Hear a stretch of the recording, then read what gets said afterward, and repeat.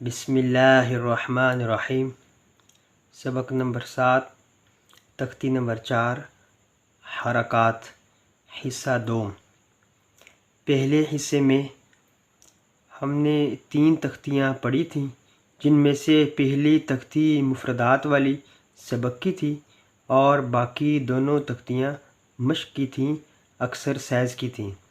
جیسا کہ نورانی قاعدے کے اغراض و مقاصد میں بھی یہ بات ذکر کی گئی تھی کہ نورانی قاعدے کو پڑھانے کا مقصد 3 چیزوں کا تعارف کرانا مقصود ہے: الگ الگ حروف کی پہچان مفردات کی صورت میں، نمبر 2، 2 یا 2 سے زیادہ الفاظ کو ملا کر پڑھانے کی پہچان کرانا مرکبات کی صورت میں، تیسری چیز جوڑ کرنے کا طریقہ۔ پہلی دونوں چیزیں ہم پڑھ چکے ہیں، آج انشاءاللہ تعالی جوڑ کرنے کا طریقہ سیکھیں گے۔ اس تختی میں 4 امور ہیں۔ پہلی چیز، حرکات کی تعداد کیا ہے اور علامات کون کون سی ہیں اور ان کا ماخذ کیا ہے، یعنی ان کو کہاں سے لیا گیا ہے۔ دوسری چیز، الف اور حمزہ کا فرق، الف کو الف کب پڑھا جائے گا اور الف کو حمزہ کب پڑھا جائے گا۔ تیسری چیز، ان الفاظ کو پڑھنے کی 3 شرائط کون سی ہیں اور ان کے پڑھنے کا طریقہ کار کیا ہے۔ چوتھی چیز، اس تختی کو پڑھنے کے 3 طریقے کون سے ہیں۔ 5ویں نمبر پر ایک اہم سوال کا آسان ترین جواب دیا جائے گا۔ پہلی چیز، حرکات کی تعداد کیا ہے۔ حرکات کل 9 ہیں۔ زبر، زیر، پیش 3 ہوئیں، 2 زبر، 2 زیر، 2 پیش 6 ہوئیں، کھڑی زبر، کھڑی زیر، الٹا پیش 9 ہوں۔ دوسری چیز، علامات، علامات 3 ہیں۔ نمبر 1 جزم، نمبر 2 شد، نمبر 3 مد۔ ان کا ذکر آگے تفصیل سے انشاءاللہ تعالی آئے گا۔ اب ان حرکات کو لیا کہاں سے گیا ہے؟ زبر، زیر، پیش۔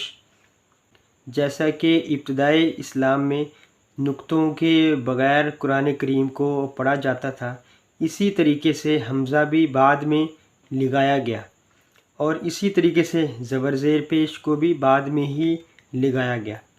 چنانچہ زبر کو الف سے لیا گیا ہے، زیر کو بڑی یا کے درمیانی حصے سے لیا گیا ہے۔ یہ حصہ، یہ جو نقطوں کے اوپر ہے، ادھر سے لے کے ادھر تک، ادھر سے زیر اور 2 زیروں کو لیا گیا ہے۔ پیش کو واو سے لیا گیا ہے۔ بچے کی سہولت کے لیے ہم اتنی مشکل بات نہیں کریں گے، بچے کی سہولت کے لیے ہم یہی کہیں گے، الف جیسی شکل کو ٹیڑھا کر کے اگر لفظ کے اوپر لگایا جائے تو وہ زبر ہوگی، اور اگر اسی شکل کو لفظ کے نیچے لگایا جائے تو وہ زیر ہوگی، اور اسی شکل کو لفظ کے اوپر موڑ کر لگا دیا جائے تو پیش ہوگی۔ اس طریقے سے بچہ جلدی سمجھ جائے گا۔ دوسری چیز، الف کو الف کب پڑھا جاتا ہے اور الف کو حمزہ کب پڑھا جاتا ہے۔ 10 مقام پر الف کو حمزہ پڑھا جاتا ہے۔ وہ 10 مقام یہی ہیں: زبر، زیر، پیش، 2 زبر، 2 زیر، 2 پیش، کھڑی زبر، کھڑی زیر، الٹا پیش 9 ہوئے۔ 10واں مقام جزم کی صورت میں بھی الف کو حمزہ پڑھا جاتا ہے اور شد الف پر آتی نہیں ہے۔ 2 مقام ایسے ہیں جہاں پر الف کو الف ہی پڑھا جاتا ہے، الف کو حمزہ نہیں پڑھا جاتا۔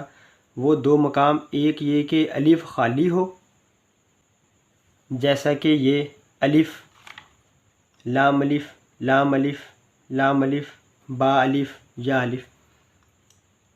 دوسرا مقام الف پر مد ہو، مد بھی سکون کی حالت ہی ہوتی ہے، اس صورت میں بھی الف کو الف ہی پڑھا جائے گا، الف کو حمزہ نہیں پڑھا جائے گا۔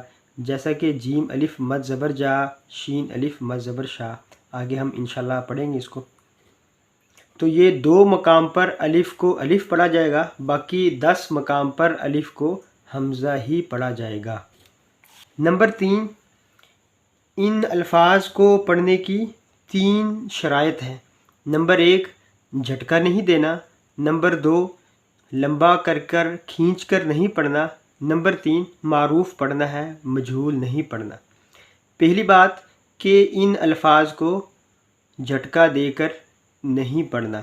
مثلا اس کو پڑھنے کا صحیح طریقہ تو یہ ہے، حمزہ زبر آ، حمزہ زیر ای، حمزہ پیشو آ ای او، ہا زبر ہا، ہا زیر ہی، ہا پیشو ہا ہی ہو، عین زبر آ، عین زیر عی، عین پیشو آ عی او۔ یہ طریقہ ہے بغیر جھٹکا دیے، بغیر لمبا کیے پڑھنا۔ اگر جھٹکا دے کر پڑھیں گے، مثلا حمزہ زبر آ، حمزہ زیر ای، حمزہ پیش او، آ ای او، ہا زبر ہا، ہا زیر ہی، ہا پیش او، ہا ہی ہو، تو یہ تختی نمبر 10 جزم والی بن جائے گی۔ اور اگر اس کو کھینچ کر پڑھیں گے، جیسا کہ اکثر بچے ایسے ہی پڑھتے ہیں اور اس طرف توجہ نہیں جاتی، مثلا حمزہ زبر آ، حمزہ زیر ای، حمزہ پیشو آ ای او، ہا زبر ہا، ہا زیر ہی، ہا پیشو ہا ہی ہو، تو یہ تختی نمبر 7 کھڑی زبر والی بن جائے گی۔ یہ دیکھیں، حمزہ کھڑی زبر آ، حمزہ کھڑی زیر ای، حمزہ الٹا پیشو آ ای او، تو حرکات میں اور کھڑی زبر میں پڑھنے میں تو پھر کوئی فرق نہ ہوا۔ یہ طریقہ بھی غلط ہے کھینچ کر پڑھنا۔ اور یہ خرابی کیوں آتی ہے؟ خرابی اس لیے آتی ہے کہ ہم جب الگ الگ حروف کو پڑھتے ہیں تو پھر بچہ عموماً کھینچ کر پڑھتا ہے۔ اگر ایک ہی سانس میں تینوں کو پڑھا جائے تو پھر یہ خرابی امید ہے کہ نہیں آئے گی، جیسا کہ ہا زبر ہا، ہا زیر ہی، ہا پیشو ہا ہی ہو، اب ٹھیک پڑھ لیا۔ اگر ہا زبر ہا، ہا زیر ہی، ہا پیشو ہا ہی ہو، تو پھر کھینچا تو جائے گا، اور یہ دونوں چیزوں سے بچنا لازمی ہے۔ تیسری چیز، معروف پڑھیں گے، مجہول نہیں پڑھیں گے۔ بے زبر با، بے زیر بی، تو اس طرح کی کیفیت سے پڑھنا کہ وہ حرف عربیت سے نکل جائے، یہ ٹھیک نہیں ہے۔ چوتھی چیز، اس تختی کو پڑھنے کے 3 طریقے ہیں۔ ایک تو یہی جیسا کہ میں نے پڑھ کر بتایا، دوسرا بغیر جوڑ کیے پڑھنا، آ ای او، ہا ہی ہو، روری رو، دادی دو، سوسی سو، زازی زو، بغیر جوڑ کیے روانگی کے ساتھ پڑھنا۔ تیسرا طریقہ خلاف ترتیب، سب سے پہلے پیش پڑھنی، پھر زیر پڑھنی، پھر زبر پڑھنی، تاکہ بچے کو زبر زیر پیش کی اچھے طریقے سے پہچان ہو جائے۔ دودی دا، روری را، لولی لا، یوجی یا، جوجی جا، کوکی کا۔